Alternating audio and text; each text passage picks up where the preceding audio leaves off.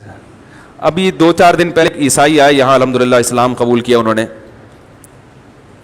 تو میں نے پہلے کافی ان کا لمبا چوڑا انٹرویو لیا. میں کوئی بھی عیسائی یا ہندو مسلمان ہوتا ہے نا, خاص طور پہ اگر میرے ہاتھ میں مسلمان ہو رہا ہے تو میں اس سے لازمی چند کراس کویشچن پوچھتا ہوں کہ آپ کیوں مسلمان ہو رہے ہیں. کیونکہ بعض لوگ لالچ میں بھی ہوتے ہیں, ادھر بھی اسلام قبول کریں گے, پھر دوسری مسجد میں بھی جا کے, پھر اس مسجد میں بھی جا کے روزانہ 25 دفعہ اسلام قبول کر رہے ہوتے ہیں, اور پھر چندہ بھی.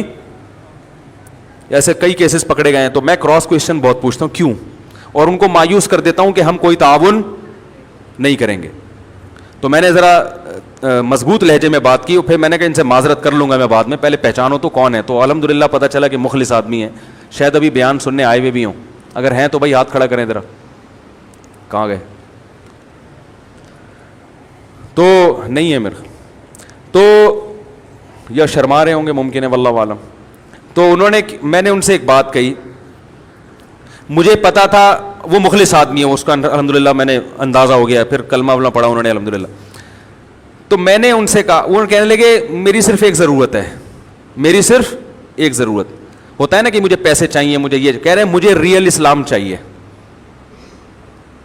میری صرف ایک ضرورت ہے, وہ کیا ہے؟ مجھے خالص اسلام چاہیے. مجھے پتا تھا بیچارہ یہ اسلام کی طرف آیا ہے نا, اب اس سے لوگ بحث شروع کریں گے, یہ یوٹیوب پہ بھی جائے گا تو یہ ہو جائے گا کنفیوز. کیا خیال ہے؟ تو میں نے ان کے سامنے ایک اختلاف کا خلاصہ بیان کیا, وہ میں کسی دن بیان میں انشاءاللہ بتاؤں گا. اس کی ضرورت سب کو ہے کہ امت میں اختلافات 2 قسم کے ہیں, ان اختلافات میں پڑھنا ہے, ان اختلافات میں نہیں پڑھنا. جن میں پڑھنا ہے ان میں کس طرح سے رہنا ہے, کیا لب و لہجہ ہونا چاہیے. یہ کچھ اختلاف ایسے ہیں جو اسلام کے اندر ہیں, اس سے انسان اسلام سے باہر نہیں نکلتا. تو الحمدللہ بڑا ایک وہ مطمئن ہوئے, اور اللہ کرے کہ اللہ ان کو استقامت, بڑی قربانی اللہ ان کو استقامت عطا فرمائے. ایسے بہت سے لوگ الحمدللہ مسلمان ہوتے رہتے ہیں. اور ہمارے جامعۃ الرشید میں بعض علماء الحمدللہ اندرون سندھ بہت کام کر رہے ہیں.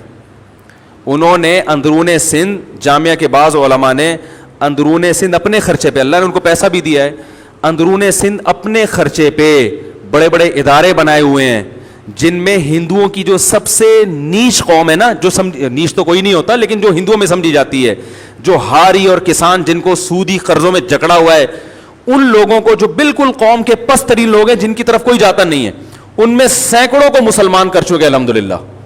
پھر ان کی تعلیم کا انتظام, ان کے کھانے کا انتظام, ان کے گھریلو مسائل. تو بہت سے لوگ الحمدللہ چھپے رستم ہیں جو دنیا کے سامنے نہیں ہیں. مجھے بھی نہیں پتا تھا, حالانکہ میرے دوست ہیں وہ جو یہ کام کر رہے ہیں.